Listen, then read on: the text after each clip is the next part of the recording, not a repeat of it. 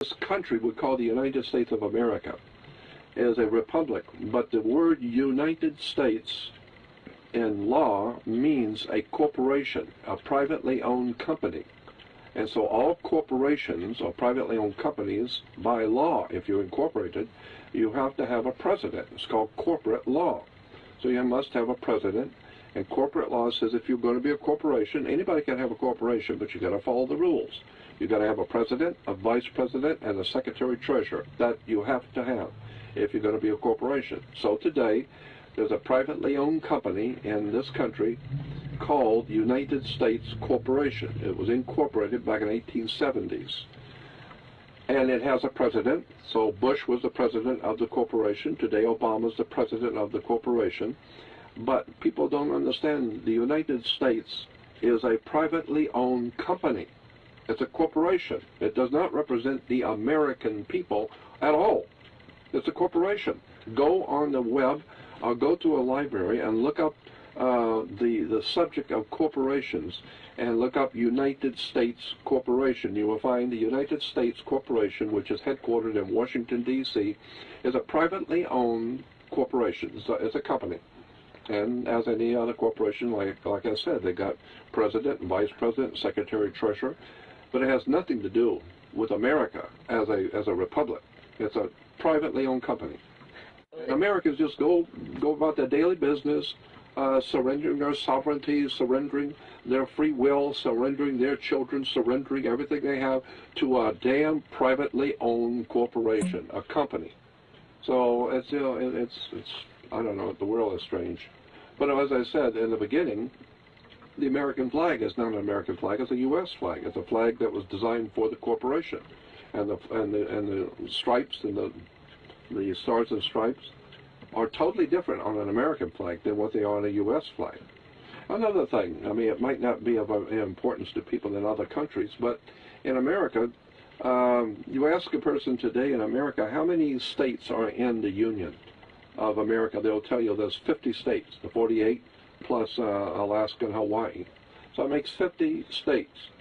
Actually, in point of fact, any good corporate attorney would tell you, no, there's 100 states in the corporation, not 50, because there are 2 states within California. Within every state, there are 2 states. Oh. There's a state of California, and then there's a California state. Cal State is a very familiar term to Californians. We have Cal State universities, Cal State utilities, Cal State police. We have California State. California State, and of course we in New York you have California New York State. We'll say you'll go to New York State University or New York State Police, but there's a world of difference legally and lawfully between California State or Cal State New York and the state of. The state of New York is totally different than New York State. So it's a totally different thing. So it's a totally different government. So in America, in the United States, you have to understand that there's 2 different operations going on simultaneously, but the people have no idea. All they know is it's California. No, there's California State, which is the state itself, and then there's the state of California, which is a federal corporation operating within the state called California. So anytime you see state of Virginia, the state of Alabama, which is different from Alabama State, the state of means it's a federal corporation called United States Privately Owned Federal Corporation, which is operating within the state of Alabama. So there's the Alabama State, which is the state itself, and then there's the state of Alabama, which is the corporation in Washington, D.C., operating within that state. And so it's a world of difference, but they're very specifically important to know. And when you're doing business, when you're in, especially if you're going to court, you need to understand, are you going to court under the state of Alabama or Alabama State? You know, the laws are totally different. But how many Americans understand any of this? How many Americans even care? Well, the reason why most people are not interested in the kind of information that I've been talking about for God knows at least 50 years. I started doing this back in 1959, and I started going public with my research back in 1980, But we're talking about 30 years I've been publicly talking about something, and 50 years I've been doing it.